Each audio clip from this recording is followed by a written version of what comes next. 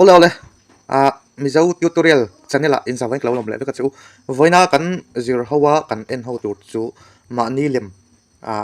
siam anga thalak edit dan khami kha kan zir ho le anga uluk de ni lo en le don yeti kha ka soi tu ani ole thiam kan om rualin thiam lo po tam tak kan om le dona thiam lo tan dona kan siam le don ani masapera chuan i play store khan open la i play store kan open anga search na hin kan met lenga hei i chuang GEMENET chuan i search sang ti chuan tin lo lang ta noi zok ni noi zok in metanga noi zok in metanga hei install ti lo in zinga ta hian install anga ke chuan install sa kan nei awangin kalut mai theya kalut anga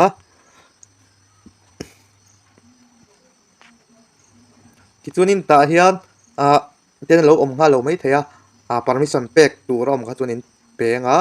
elonga ite om chun elonga ti chuanin copy tu rakha kan WhatsApp file lain ka tha kan wala menga hei hi i comment section ka number karon pinanga chuta chuan hemi athuzia ka hi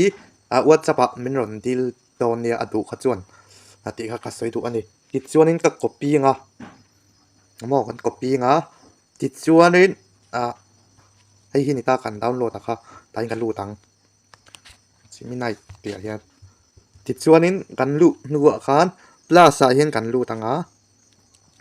ti chuanin gallery khan in chu sanga ti chuanin thalak kha in du kha